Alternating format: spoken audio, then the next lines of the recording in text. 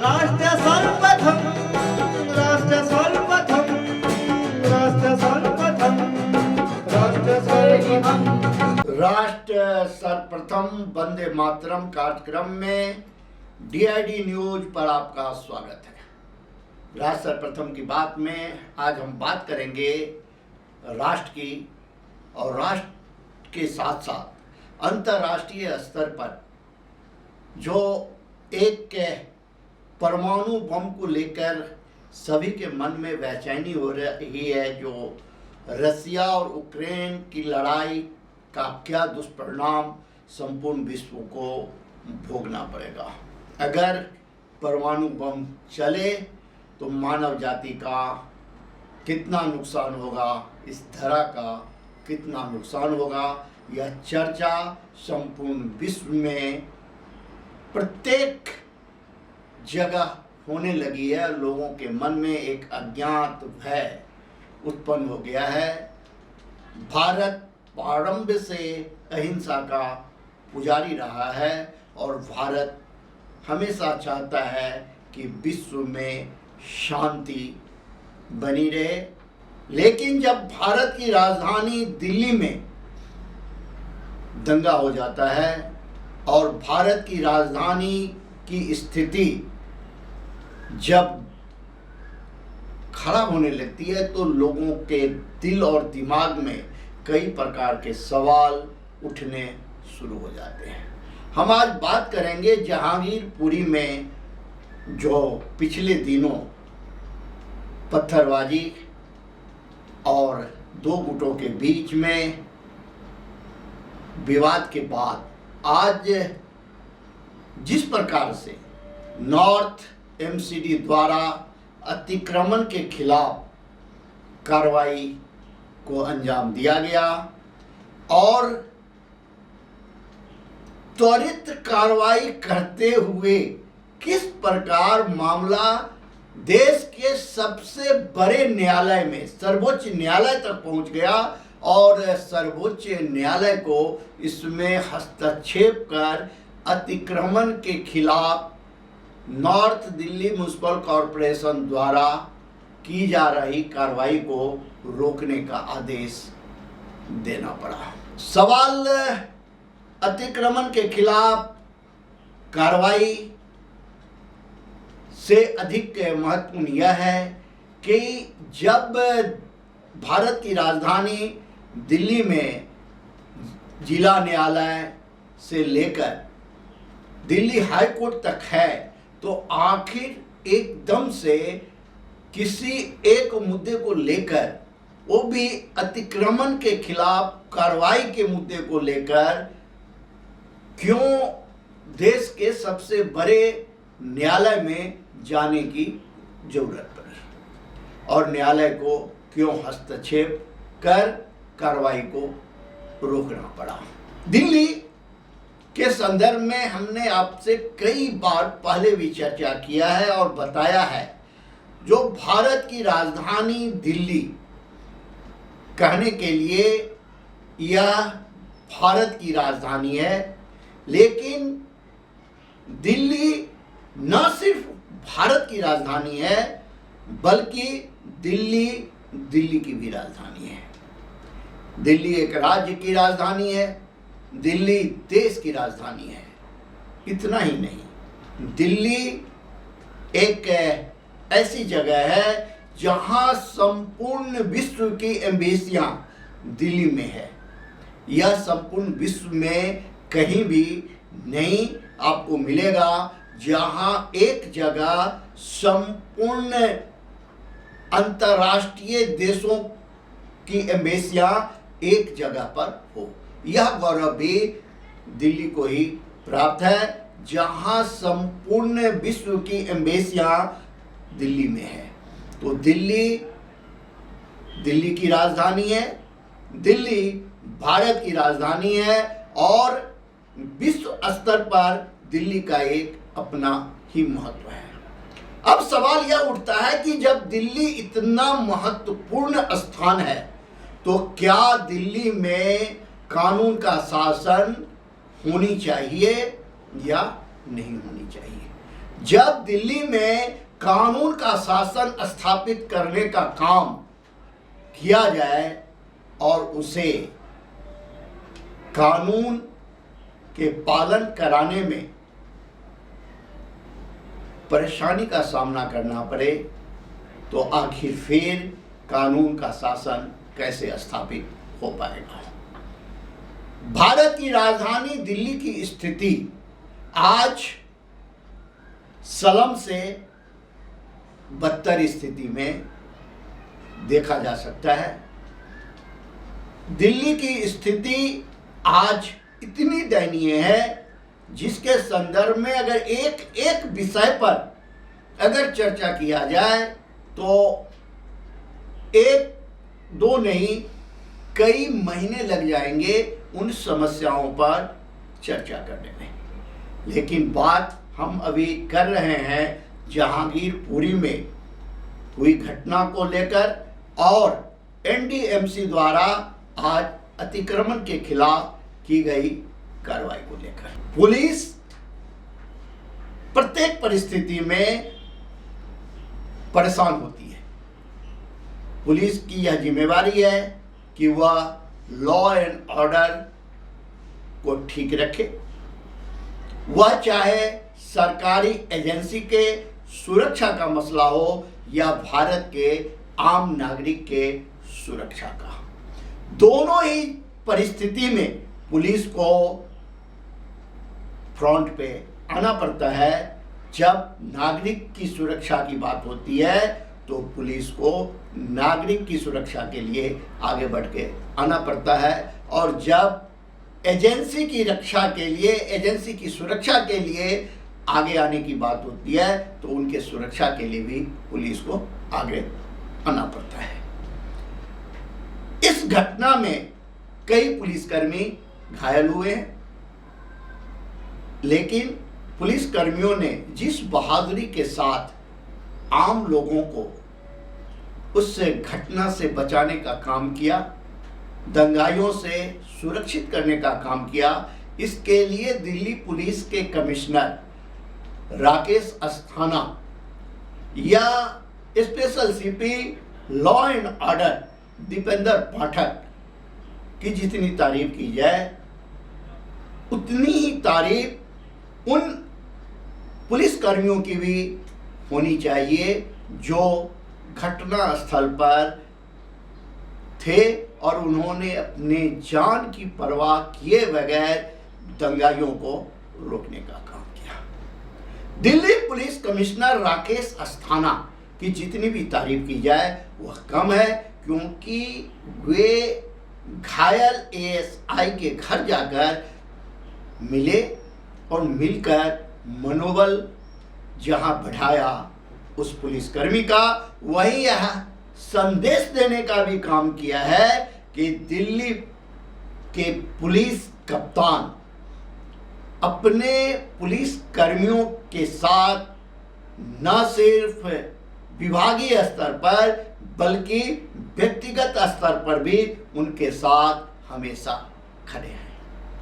अब सवाल यह उठता है कि जब दिल्ली पुलिस कमिश्नर अपने अधीनस्थ के मनोबल को बढ़ाने के लिए उसके घर तक पहुंचते हैं तो निश्चित रूप से अधीनस्थ कर्मचारी, अधीनस्थ पुलिसकर्मी अपना प्राण दांव पर लगाकर कानून और व्यवस्था को सुदृढ़ करने का काम करेगा, और दिल्ली में लगातार यह होता नजर आ रहा है। लेकिन इस बात से भी इनकार नहीं किया जा सकता कि अभी दिल्ली के करीब करीब सभी थाना क्षेत्रों में संगठित अपराध हो रहे हैं और उस पर अंकुश लगाने की जरूरत है। कई जगह सट्टेबाजी की शिकायतें आती हैं, कई जगह नशा के सौदागर सक्रिय हैं, कई जगह भूमाफिया सक्रिय हैं, कई जगह स्ट्रीट क्राइम जोर शोर से होता है। चेन स्नैचिंग और मोबाइल स्नैचिंग की घटना तो आम बात होकर रह गई है। दिल्ली भारत की राजधानी है, इसलिए यह चर्चा करना जरूरी हो जाता है कि भारत की राजधानी दिल्ली में इस प्रकार की छोटी छोटी घटनाएं नहीं होनी चाहिए, क्योंकि इससे सवाल या निशान उत्पन्न होता है लॉ एंड ऑर्डर के ऊपर। दिल्ली पुलिस सक्रिय है, आतंकवादियों पर कड़ी नजर रखती है, आतंकवादी पकड़े जाते हैं, आतताई गिरफ्तार होते हैं, दंगाई को सलाखों के पीछे पहुंचाया जा रहा है। और डीआईडी की टीम, राष्ट्र सर्वप्रथम मीडिया की टीम भारत के सरकार से, गृह मंत्रालय से और माननीय सर्वोच्च न्यायालय से और दिल्ली उच्च न्यायालय से भी आग्रह करेगा, निवेदन करेगा, जो कानून और व्यवस्था को सुदृढ़ बनाने में दिल्ली पुलिस की जितनी मदद होनी चाहिए उसे किया जाए, ताकि भारत की राजधानी दिल्ली का लॉ एंड ऑर्डर ठीक हो सके। भारत की राजधानी दिल्ली में न्यायालय द्वारा जो आदेश निर्गत किए जाते हैं, उन आदेशों का पालन कराना भी दिल्ली पुलिस कमिश्नर और सभी जिला के डीसीपी और थाना अध्यक्षों की जिम्मेदारी है। यह देखने में आता है कि न्यायालय द्वारा बार बार पुलिस को कार्रवाई के लिए कहा जाता, लेकिन स्थानीय थाना द्वारा उस पर कार्रवाई नहीं की जाती है और न्यायालय को वरिष्ठ अधिकारी को नोटिस देकर बुलाना पड़ता है। न्यायालय और पुलिस के बीच जो एक तालमेल होना चाहिए, जिससे अपराधियों में कानून के प्रति जो एक भय है जो बन सके, वो नहीं बन पा रहा, इन्हीं सब कारणों से, जिसके कारण लगातार अपराधियों के और खासकर उन अपराधी जो राजनीतिक संरक्षण में अपराध करते हैं, संगठित रूप से क्राइम को अंजाम देते हैं, उनके मनोबल तो आसमान में होते हैं। यह घटना जहांगीरपुरी का एक बहुत बड़ा संदेश दे रहा है और इस वक्त अगर दिल्ली पुलिस, उत्तरी दिल्ली नगर निगम, माननीय न्यायालय, दिल्ली की सरकार और जितनी भी एजेंसियां हैं, अगर जहांगीरपुरी से कानून का शासन शुरू करावे, जो काम आज किया गया है, अगर अतिक्रमण से अगर इन सभी इलाकों को मुक्त करा दिया जाए, तो यह एक बहुत बड़ी उपलब्धि दिल्ली के लिए होगी। साथ ही इस बात की भी जांच होनी चाहिए, जो जिस इलाके में जो भी थाना है, वो थाना अपने अपने क्षेत्र में रह रहे लोगों की सही ढंग से जांच पड़ताल कर रिपोर्ट ऊपर तक भेजे, क्योंकि भीड़ के बीच में अगर दंगाई होते हैं तो भीड़ के बीच में ही आतंकी भी छुपे हो सकते हैं। आपको उसे खोजना है और यह पुलिस की और एजेंसियां जो सरकारी है, यह उसका दायित्व बनता है कि वह इस पर गंभीरता से ध्यान दे। कल सर्वोच्च न्यायालय में फिर सुनवाई होगा। सुनवाई के बाद तय होगा जो आगे क्या करना है। निगम क्या करेगी, अतिक्रमण के खिलाफ ड्राइव को रोक देगी या अतिक्रमण के खिलाफ ड्राइव को तेज करेगी। इसके साथ यह भी सवाल उठता है कि इतने दिनों के बाद आखिर निगम की नींद क्यों टूटी। साथ ही अगर निगम ने यह कार्रवाई किया तो यह कार्रवाई पहले क्यों नहीं की।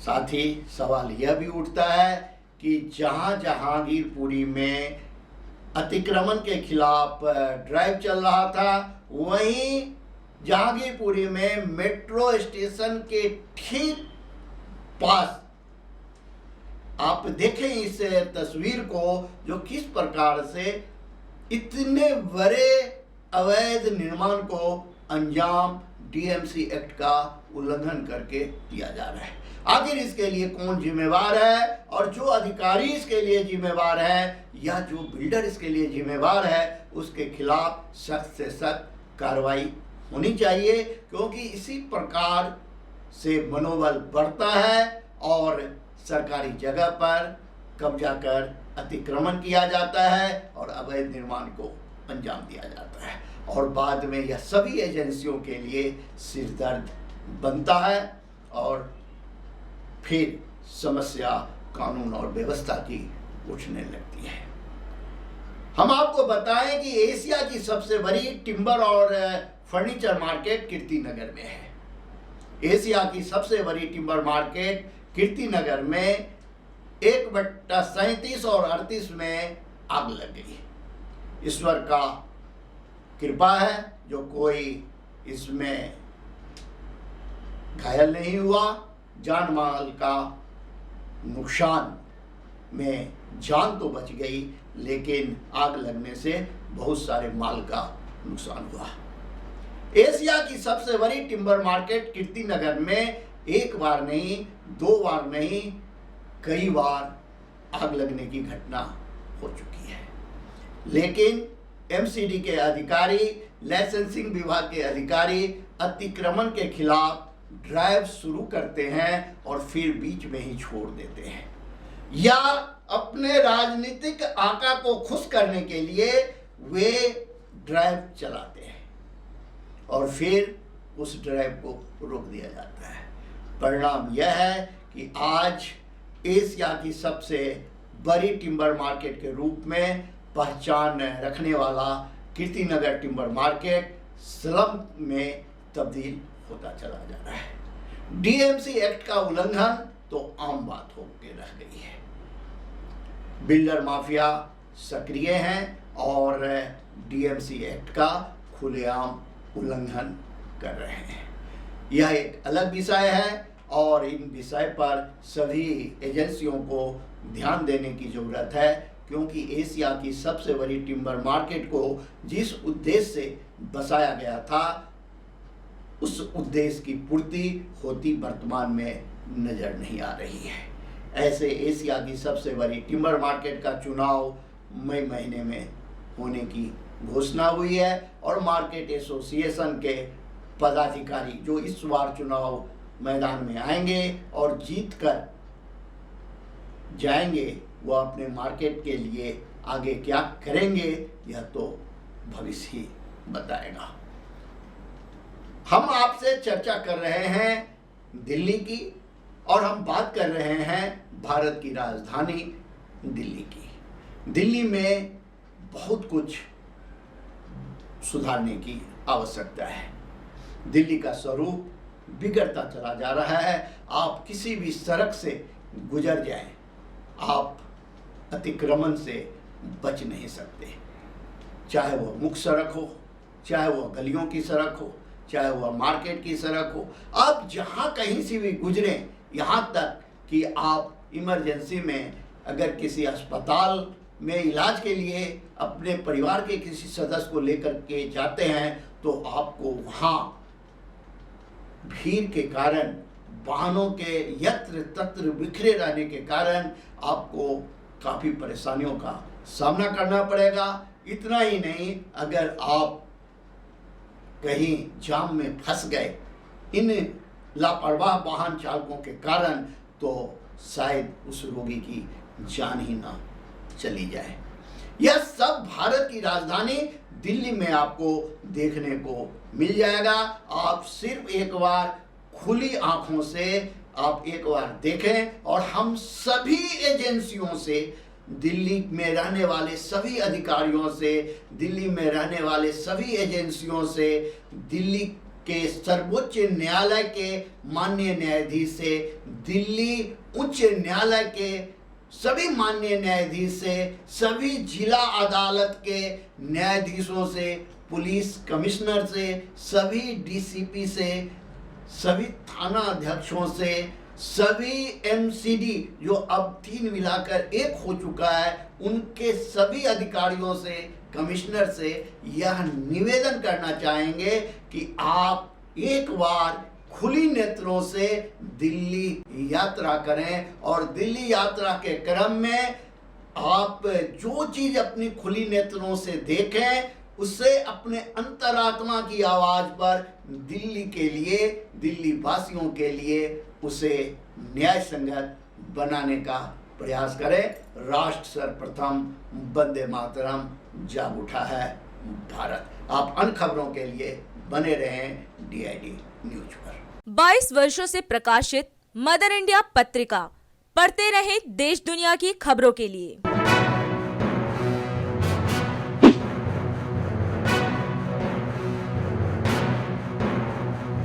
26वें वर्ष में आपके लोकप्रिय समाचार पत्र इंडिया दर्पण का प्रवेश। आप देखते रहें अपने क्षेत्र की खबरें।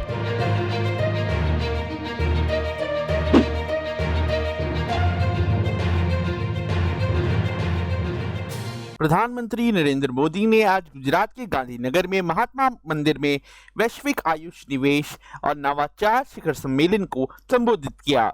इस अवसर पर मॉरिशस के प्रधानमंत्री प्रविंद कुमार जगन्नाथ, विश्व स्वास्थ्य संगठन के महानिदेशक डॉक्टर टेड्रोस गैब्रियस भी उपस्थित रहे। केंद्रीय मंत्री मनसुख मंडाविया, सर्बानंद सोनोवाल, मुंजाबारा महेंद्र भाई और गुजरात के मुख्यमंत्री भूपेंद्र भाई पटेल भी इस अवसर पर उपस्थित रहे। 3 दिवसीय शिखर सम्मेलन में लगभग 90 प्रख्यात वक्ताओं और 100 प्रदर्शकों की उपस्थिति के साथ 5 पूर्ण सत्र, 8 गोल बेस सम्मेलन, 6 कार्यशालाएं और 2 संगोष्ठियां होंगी। शिखर सम्मेलन निवेश क्षमता को उजागर करने में मदद करेगा और नवाचार, अनुसंधान और विकास, स्टार्टअप, परिस्थितिकी तंत्र को, कल्याण, उद्योग को बढ़ावा देगा। यह उद्योग जगत के नेताओं, शिक्षाविदों और विद्वानों को एक साथ लाने में मदद करेगा और भविष्य के सहयोग के लिए एक मंच के रूप में भी कार्य करेगा। डॉक्टर टेड्रोस गैब्रियस ने महात्मा गांधी के राज्य में और देश में उपस्थित होने पर प्रसन्नता व्यक्त की और इसे उन्होंने विश्व का गौरव बताया। उन्होंने कहा कि जामनगर में कल WHO global centre for traditional medicine के शुभारंभ के पीछे वसुधैव कुटुंबकम का जो भारत का दर्शन है, यह एक प्रेरक शक्ति है। उन्होंने कहा कि केंद्र की स्थापना ऐतिहासिक है और यह गेम चेंजर साबित होगी। वहीं प्रधानमंत्री नरेंद्र मोदी ने डॉक्टर गैब्रियस को एक गुजराती नाम तुलसी भाई दिया। उन्होंने कहा कि आयुष के क्षेत्र में निवेश और नवाचार की संभावनाएं असीमित है और सरकार के प्रयासों से आयुष क्षेत्र 2014 में जो $3 बिलियन का था वो अब $18 बिलियन से अधिक हो गया है। क्योंकि भारत हर्बल पौधों का खजाना है, एक तरीके से यह भारत के लिए एक हरा सोना है। Global Ayush investment innovation summit में मैं आप सभी का बहुत बहुत स्वागत करता हूं। हमने अक्सर देखा है कि अलग अलग सेक्टर्स में निवेश के लिए इन्वेस्टमेंट समिट होती रही है और गुजरात ने तो विशेष रूप से एक बहुत ही व्यापक रूप में इस परंपरा को आगे बढ़ाया है। लेकिन ये पहली बार हो रहा है जब आयुष सेक्टर के लिए इस तरह की इन्वेस्टमेंट समिट हो रही है। साथियों, ऐसी इन्वेस्टमेंट समिट का विचार मुझे उस समय आया था जब कोरोना की वजह से पूरी दुनिया में हड़कंप मचा हुआ था। हम सभी देख रहे थे कि उस दौरान किस तरह आयुर्वेदिक दवाइयां, आयुष काढ़ा और ऐसी अनेक प्रोडक्ट्स इम्यूनिटी बढ़ाने में लोगों की मदद कर रहे थे। और उसका परिणाम, जब ये कोरोना कालखंड था, तब भारत में से हल्दी का एक्सपोर्ट अनेक गुना बढ़ गया था। यानी ये इसका सबूत है। इसी दौर में हमने देखा कि जो मॉडर्न फार्मा कंपनियां हैं, वैक्सीन मैन्युफैक्चरर्स हैं, उन्हें उचित समय पर निवेश मिलने पर उन्होंने कितना बड़ा कमाल करके दिखाया। कौन कल्पना कर सकता था कि इतनी जल्दी हम कोरोना की वैक्सीन विकसित कर पाएंगे। Made in India. इनोवेशन और इन्वेस्टमेंट किसी भी क्षेत्र का सामर्थ्य कई गुना बढ़ा देता है। अब समय आ गया है कि आयुष क्षेत्र में भी इन्वेस्टमेंट को ज्यादा से ज्यादा बढ़ाए जाए। आज का ये अवसर, ये समिट, इसकी एक शानदार शुरुआत है। आयुष के क्षेत्र में इन्वेस्टमेंट और इनोवेशन की संभावनाएं असीमित है। आयुष दवाओं, सप्लीमेंट्स और कॉस्मेटिक्स के उत्पादन में हम पहले ही अभूतपूर्व तेजी देख रहे हैं। आपको जानकर के आनंद होगा, 2014 से पहले जहां आयुष सेक्टर में $3 बिलियन से भी कम का काम था, 14 से पहले $3 बिलियन से भी कम, आज ये बढ़कर $18 बिलियन को भी पार कर गया है। जिस प्रकार पूरी दुनिया में आयुष प्रोडक्ट्स की मांग बढ़ रही है, उससे ये ग्रोथ आने वाले वर्षों में और ज्यादा बढ़ेगी। नेशनल सप्लीमेंट्स हो, मेडिसिन्स का सप्लाई चेन मैनेजमेंट हो, आयुष आधारित डायग्नोस्टिक टूल्स हो या फिर टेलीमेडिसिन, हर तरफ इन्वेस्टमेंट और इनोवेशन की नई संभावनाएं हैं। आज एक तरह से विश्व भर में ट्रेडिशनल मेडिसिन के नए युग का आरंभ हुआ है और इसलिए आपका जो गुजरात के प्रति लगाव बना है, हर बार कुछ न कुछ गुजराती बोलने का आपका प्रयास रहा है, आपको जिन गुरुजनों ने शिक्षा दी है उनके प्रति आप लगातार श्रद्धा भाव व्यक्त करते रहे हैं। इस महात्मा मंदिर की पवित्र धरती से मुझे आपको तुलसी भाई कह करके पुकारने में विशेष आनंद हो रहा है। मैं फिर एक बार आप दोनों महानुभाव इस महत्वपूर्ण समारोह में हमारे बीच आए, मैं आपका बहुत बहुत आभार व्यक्त करता हूं। बहुत बहुत धन्यवाद। और अधिक खबरों के लिए आप हमारे YouTube चैनल दैनिक इंडिया दर्पण को अभी सब्सक्राइब करें और नोटिफिकेशन के लिए बेल आइकन को प्रेस करना ना भूलें।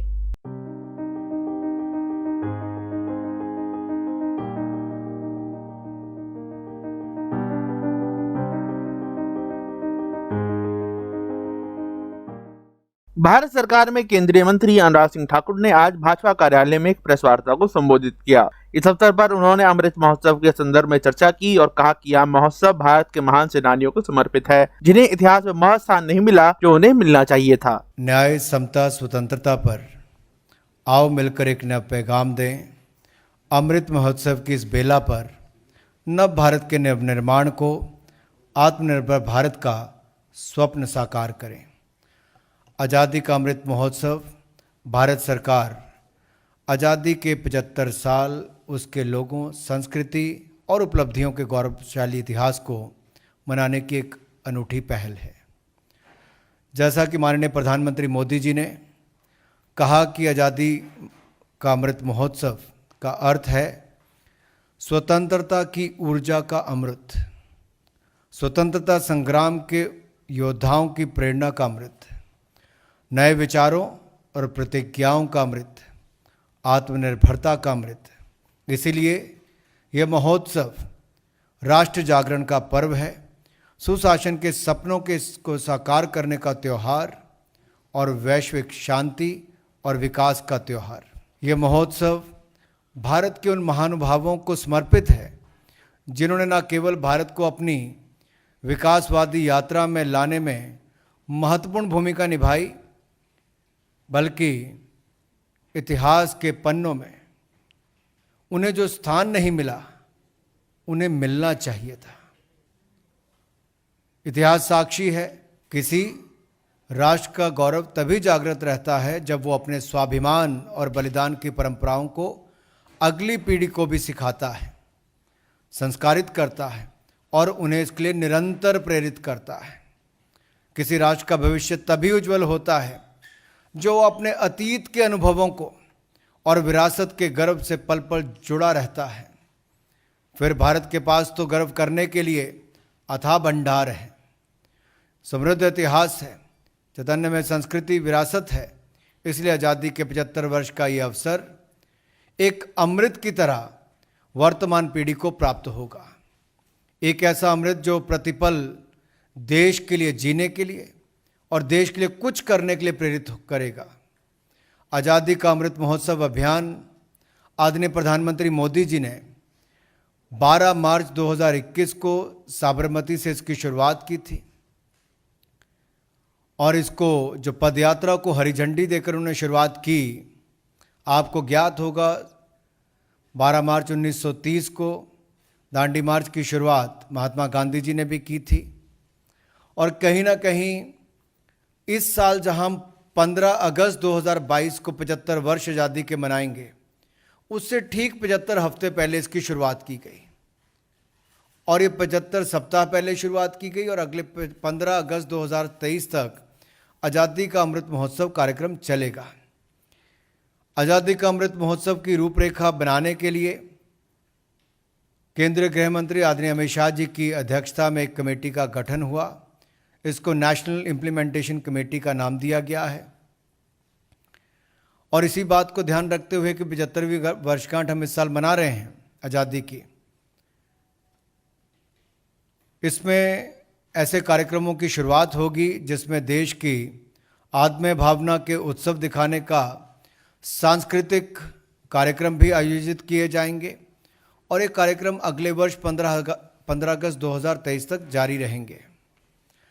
मित्रों, माननीय प्रधानमंत्री मोदी जी ने जैसे कहा है, आज़ादी के अमृत महोत्सव के 5 स्तंभ हैं: freedom struggle, ideas at 75, achievement at 75, actions at 75 and resolve at 75। एक वैभवशाली भारत बनाने का हमारा ये सपना 130 करोड़ भारतीयों का सामूहिक संकल्प है। आज़ादी का अमृत महोत्सव यानी आज़ादी की ऊर्जा का अमृत, आज़ादी का अमृत महोत्सव यानी स्वाधीनता सेनानियों से प्रेरणा का अमृत, आज़ादी का अमृत महोत्सव यानी नए विचारों का अमृत, नए संकल्पों का अमृत, आज़ादी का अमृत महोत्सव यानी आत्मनिर्भरता का अमृत। और इसी आज़ादी के अमृत महोत्सव के 18 अप्रैल तक जो कुल कार्यक्रम हुए हैं उसकी संख्या 25,000 है। राज्यों और केंद्र शासित प्रदेशों के द्वारा 9,516 कार्यक्रम किए हैं।